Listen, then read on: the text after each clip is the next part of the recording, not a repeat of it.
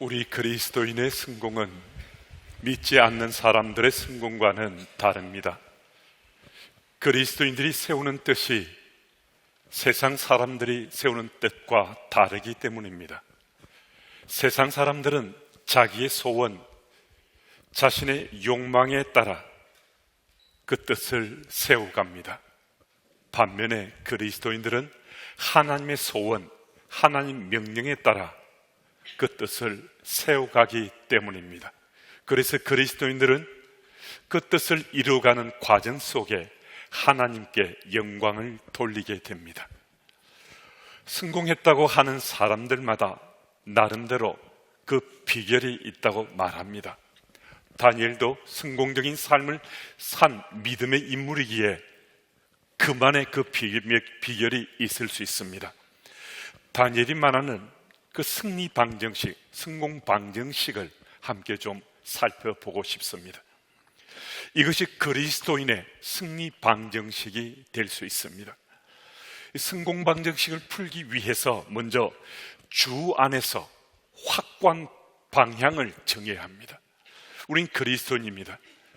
그리스도인 살아가는 우리 삶의 아주 분명한 방향은 여호와 하나님이 하나님 되심을 믿는 그 믿음인데, 다니엘은 이 사실에 누구보다도 확신에 차서 아주 분명하게 자기 고백을 하고 살았습니다.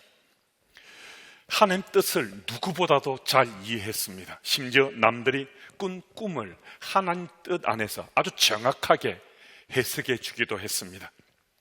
아무도 해석하지 못했던 바빌론의 느부갓네살 왕의 꿈과 벨사살 왕이 보았던 벽에 써진 그 글씨의 그 뜻도 해석해 주었습니다. 46절, 47절 말씀, 오늘 본문 그 구절을 제가 읽습니다. 이에 느부갓네살이 엎드려 다니엘에게 절하고 명하여 예물과 향품을 그에게 주라 하니라. 왕이 대답하여 다니엘에게 이르되, 너희 하나님은 참으로 모든 신들의 신이시요 모든 왕의 주제시로다. 내가 능히 이 은밀한 것을 나타내었으니 내 하나님은 또 은밀한 것을 나타내시는 이시로다. 아멘. 이 짧은 구절은 천지가 개벽할 만한 그 내용을 담고 있습니다. 이 구절을 보면요, 대바벨론 제국의 왕이 포로로 끌려온 이방 청년 앞에 엎드려 절했다는 겁니다. 여러분, 절대 권력자는요, 절대 군주는 누구에게 머리를 숙이지 않습니다. 근데 그 당시 초강대국, 유일한 강대국이라 할 수 있는 대바빌론 제국의 왕이 이방에서 포로로 잡아온 그 청년 앞에 머리를 숙였을 뿐만 아니라 엎드려 절했다라고 말씀하고 있습니다. 근데 그 현장은요, 왕과 다니엘이 1대1로 만난 자리 아닙니다. 신하들이 다 지켜보고 있는 그 자리입니다. 신하들이 얼마나 놀라고 충격을 받았겠습니까? 이게 꿈인가 현실인가 생각될 정도 아니었겠습니까? 그런데다가 느부갓네살 왕이 이 다니엘 앞에서 자신의 신을 무시하는 거예요. 자신의 신은 참신이 아니고 다니엘의 신이 참신이다라고 말하기까지 했습니다. 정말 그들 앞에 믿어지지 않는 그 현장이 지금 펼쳐진 겁니다. 무슨 말씀이신가? 다니엘의 삶은 기승전결 하나님입니다. 그래서 이 바벨론 왕이 이미 다른 지혜자들, 그러니까 다니엘처럼 꿈을 해몽해 줄 수 있는 지혜자들은 다 죽여라라고 명을 내렸는데요, 바로 그 왕 앞에서 전혀 떨림도 없이 두려움도 없이 왕의 꿈을 해석해 주고 있는 거거든요. 다니엘은 오직 여호와 하나님을 믿는 믿음 안에서 자기 인생의 방향을 확고하게 정했습니다. 하나님만이 자신의 삶의 모든 것이라는 거예요. 성공과 관련된 이런 얘기가 있습니다. 한 청년이 왕을 찾아가서 왕을 졸랐습니다. 좀 성공하고 싶은데 그 비결 좀 가르쳐 주세요. 왕이 청년에게 잔에 포도주를 부어서 건네주면서 이것 들고 시내를 한 바퀴 돌고 오면 내가 성공 비결을 가르쳐 주겠다. 그런데 단 한 가지 조건이 있다. 만약에 이 포도주 잔을 엎지르면 내 목을 베리라. 이 청년이 포도주 잔을 들고서 시내를 한 바퀴 돌아왔습니다. 그리고 왕 앞에 섰습니다. 왕이 묻습니다. 시내를 돌면 무엇을 보았느냐? 거리에 거지와 장사꾼들을 보았느냐? 술집에서 울려 퍼지는 노래를 들었느냐? 청년이 대답합니다. 아무것도 보지 못했고 아무것도 듣지 못했습니다. 그래, 그대로 하면 너 인생에서 성공할 수 있다 라고 왕이 말했습니다.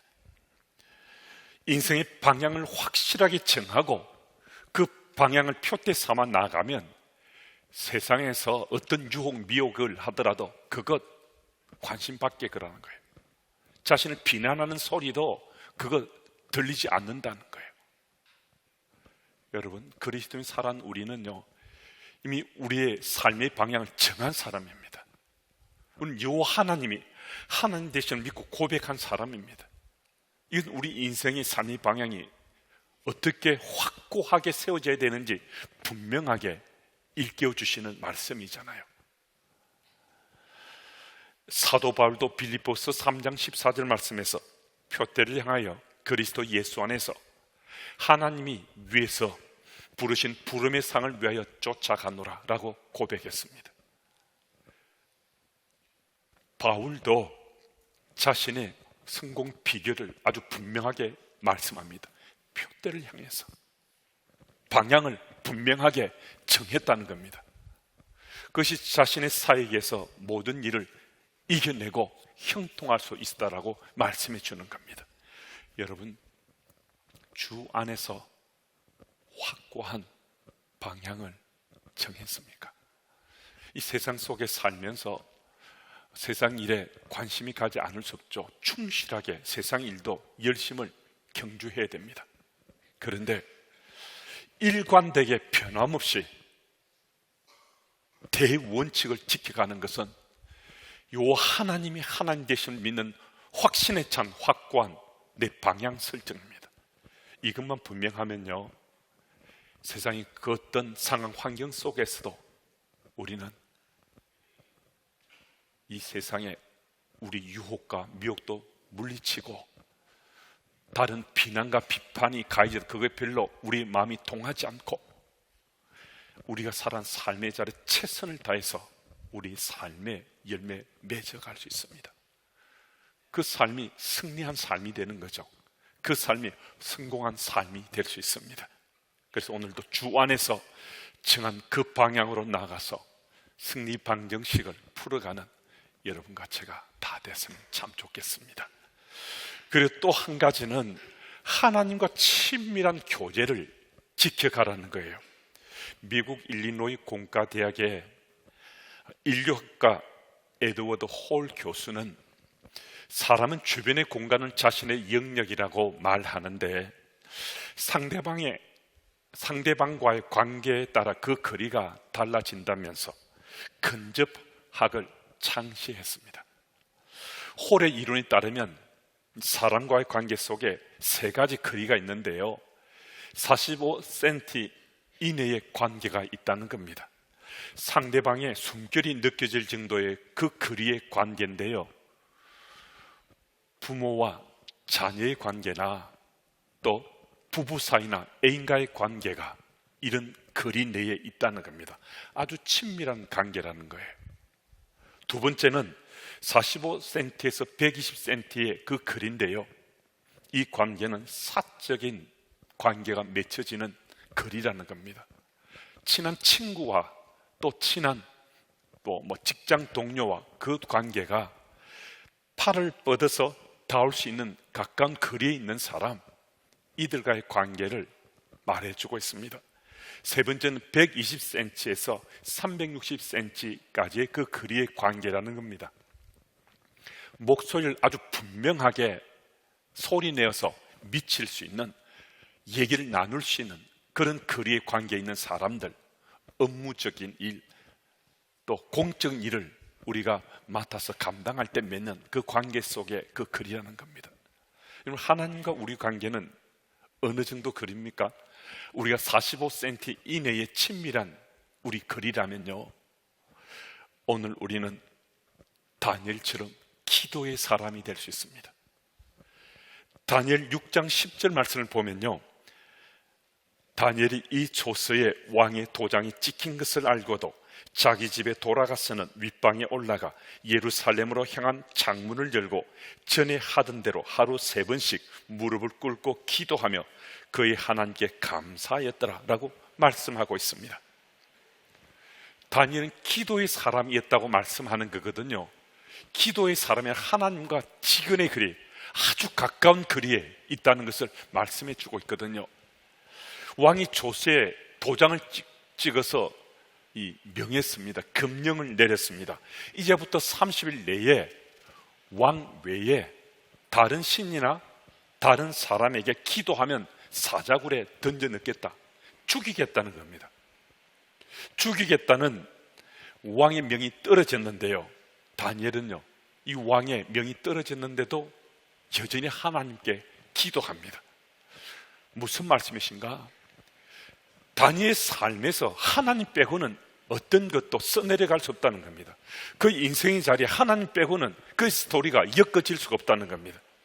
그런데 다니엘이 일상에 기도하는 사람이라는 것은 그가 정말 가까운 45cm 그 이내에서 하나님과 친밀히 교제한 사람이라는 거거든요. 그런데 무엇이 우리에게 문제가 되는가 하면요, 이 다니엘의 이 말씀은 참 좋아요. 이 말씀을 우리는 믿고 싶어 해요. 그런데 실제 내가 지금 다니엘처럼 할 수 있는가? 이게 우리 생의 과제가 될 수 있잖아요. 신에게 기도하면 죽인다는 거예요. 그런데 하나님께 기도할 수 있겠는가? 오늘 본문을 보면 다니엘은 우리에게 요 하나님께 기도하더라도 우리의 삶이 살 수 있을 뿐만 아니라 우리의 삶이 형통할 수 있음을 아주 분명하게 말씀해 주고 있습니다. 요 하나님과 친밀하게 교제한다는 것은 하나님이 살아계시다는 걸 느끼면서 지금 삶을 나누는 거잖아요. 하나님이 죽으신 하나님이라면 친밀한 교제가 안 되잖아요. 45cm 이내에서 친밀하게 교제하고 있으니까 지금 하나님이 살아계시니까 그 교제가 가능한 거잖아요. 여러분, 우리가 요 하나님이 살아계시다는 이 사실을 믿으면요, 우리 삶의 상황, 환경이 어떠하든 간에 우리는 하나님께 친밀하게 교제하는 기도의 영성을 더 깊게 할 수 있습니다. 확고한 방향을 정하고 표대를 향해 달려간 우리들에게 정말 필요한 것은 다름 아닌 기도의 영성이라는 겁니다. 아무리 방향을 분명히 했지만 우리 힘만으로는 안 되잖아요. 하나님 도우심이 정말 필요하잖아요. 그래서 우리는 기도해야 된다는 거거든요. 기도할 때 우리 지칠 수도 있고 기도의 응답이 더뎌져서 낙심할 수도 있는데요, 그런데 하나님은 살아계시는 사인을 계속해서 보내주세요. 다니엘 9장 23절 말씀을 보면요, 천사 가브리엘을 보내셔서 다니엘의 기도에 하나님께서 말씀하시고 응답하시면서 너는 크게 은총을 입은 자다라고 말씀합니다. 또 다니엘 10장 11절 말씀을 보면 금식 기도 중에 잠이 들은 다니엘에게 천사를 보내어 큰 은총을 받은 사람 다니엘아라고 그를 격려해 줍니다. 또 다니엘 10장 19절 말씀을 보면 기도 중에 힘이 없어지자 천사를 보내셔서 큰 은총을 받은 사람아라고 또 다니엘을 꼭 붙잡아 주십니다. 기도 중에 하나님께 우리 호흡을 길게 하면 하나님께서 사인과 표징을 우리에게 보여주신다는 거예요. 당장 내 기도가 응답되지 않더라도 하나님께서 내 기도를 들으시는 하나님이시라는 그 사실이 내게 믿어진다는 거예요. 여러분, 하나님과 친밀한 거리에서 교제하기 때문에 이런 삶의 사인들이 우리에게 체험되는 겁니다. 다니엘의 성공 방정식에는 이 한 가지가 반드시 포함된다는 거죠. 하나님과 그 거리를 더 가까이 하는 자는 이 승리 방정식을 오늘도 우리 풀어갈 수 있습니다. 그리고 또 하나는 온전한 헌신입니다. 다니엘은 헌신의 사람이었습니다. 다니엘 1장 5절을 보면 다니엘과 세 친구는 특대생으로 선발되었습니다. 느부갓네살 왕의 명을 받고 3년 과정의 인재 양성소에서 거듭 훈련받기만 하면 바벨론의 높은 관직이 보장된 그런 청년들이었습니다. 그런데 다니엘은요, 그 특별 대우를 거절했습니다. 우리가 지난주 살펴보았던 것처럼 우상 제단에 바쳐진 그 제물은 먹을 수 없다라고 다니엘 자신의 신앙 양심으로 그것을 노했지 않습니까? 다니엘 끝까지 타협하지 않았다는 거예요. 자신의 세운 뜻에 온전하게 헌신했습니다. 다니엘 6장 5절을 보면 다니엘을 시기하는 사람들이 다니엘의 유일의 약점인 이 신앙적인 부분을 붙잡고 트집을 잡습니다. 이미 말씀드린 것처럼 30일 내에 왕 외에 신이나 다른 사람이 기도하면 죽는 겁니다. 사자굴에 던져지는 거예요. 그런데도 다니엘은 굴하지 않았습니다. 굴복하지 않았습니다. 사자굴에 던지더라도 기도를 멈추지 않았습니다. 사도행전 20장 24절 말씀을 보면요, 바울의 스토리도 기록되어 있습니다. 내가 달려갈 길과 주 예수께 받은 사명 곧 하나님의 은혜의 복음 증언하는 일을 마치려 하면은 나의 생명조차 조금도 귀한 것으로 여기지 아니하노라. 바울도 온전한 헌신자였음을 우리에게 말씀을 해줍니다.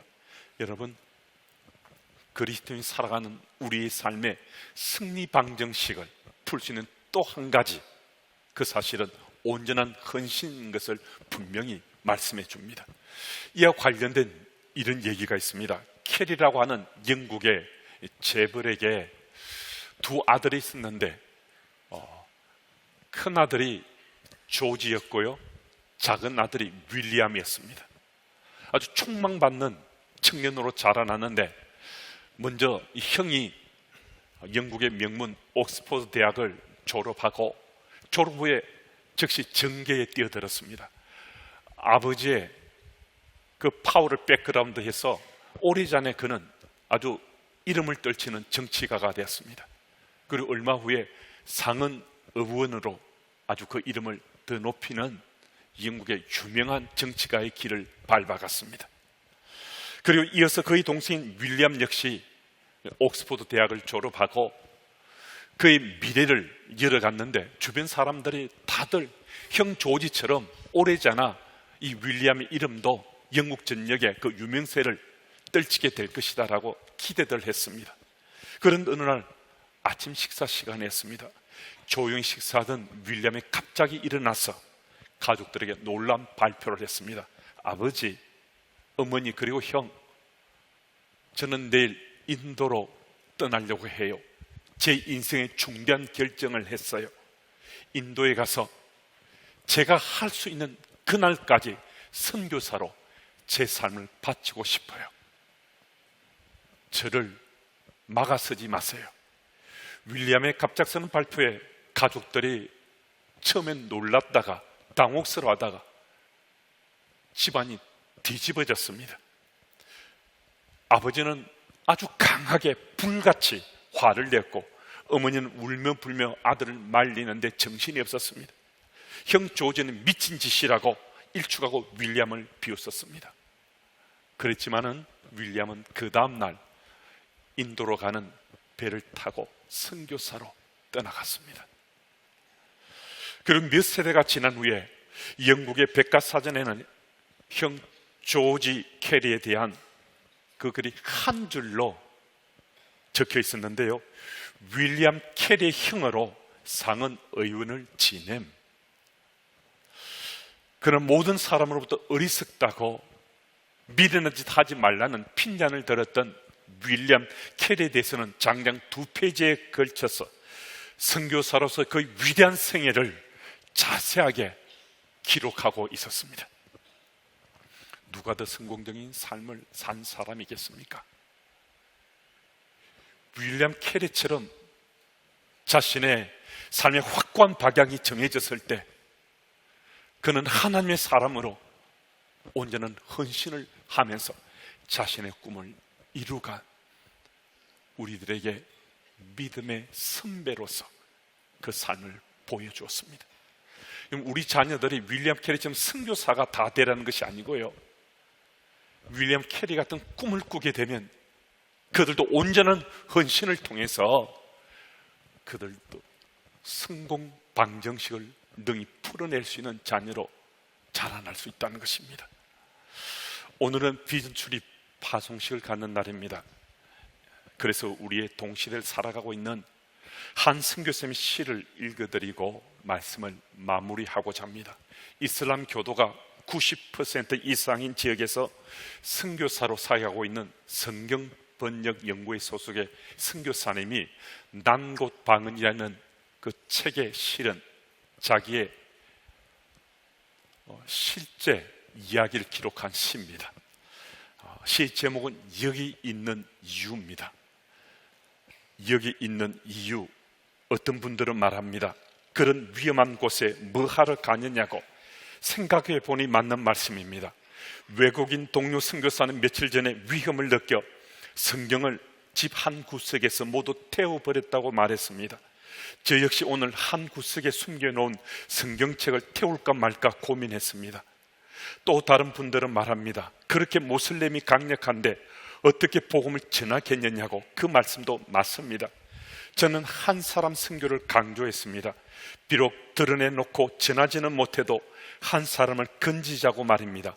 오늘 그 한 사람이 몇 년 동안 애를 쓰고 공들였던 그 사람이 제 뒤통수를 치고야 말았습니다. 이런 말도 듣습니다. 가족과 그렇게 자주 헤어져서 되겠느냐고. 선교사에게 그런 일이 있을 수도 있는 거라고 대답했습니다. 그러나 그 말씀이 옳았습니다. 오늘 밤 저는 옆 나라에 있는 아내와 아이들이 그리워 몇 번이나 얼굴을 씻었습니다.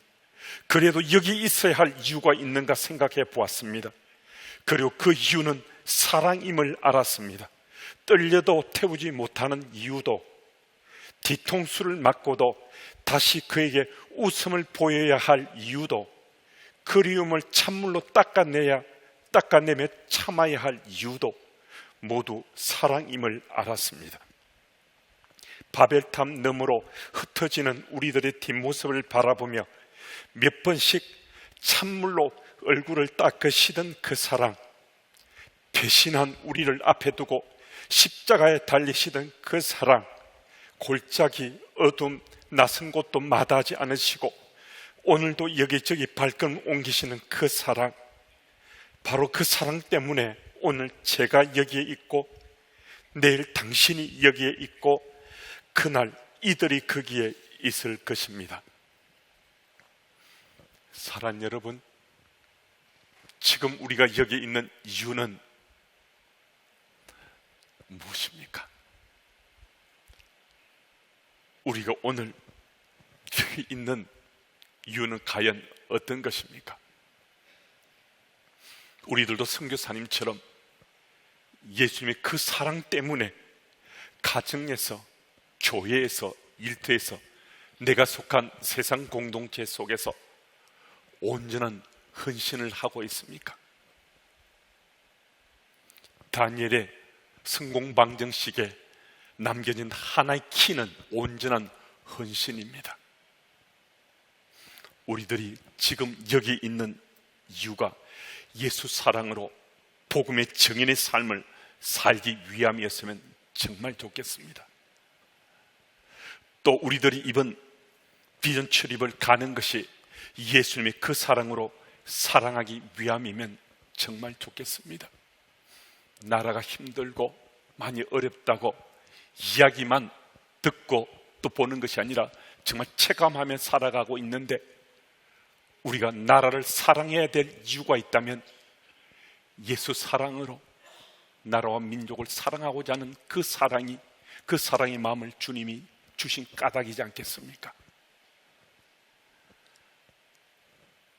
우리가 지금 여기 있는 이유를 다시 한 번 더 생각해 보시면서 하나님께서 우리를 믿으시고 지금 내게 맡겨주신 일들에 최선을 경주해 가는 사람은 다니엘처럼 성공방정식의 그 해답을 풀어낼 수 있는 사람들입니다. 그래서 이 자리에 함께한 우리 모두가 주 안에서 확고한 방향을 설정하고 하나님과 친밀한 거리를 지켜가고 온전한 헌신의 삶을 살아가면 여러분과 저도 승리 방정식을 풀어내는 또 한 사람이 될 수 있습니다. 그 현장에 우리 모두가 함께 서기를 예수 이름으로 축복합니다. 하나님 아버지, 예배자로 나오게 하시고 다니엘처럼 성공 방정식을 잘 푸는 키를 간직한 자 되게 하옵소서. 특히 선교 현장으로 비전 트립을 다녀올 수 있도록 우리 생각과 마음을 모아주시니 감사합니다.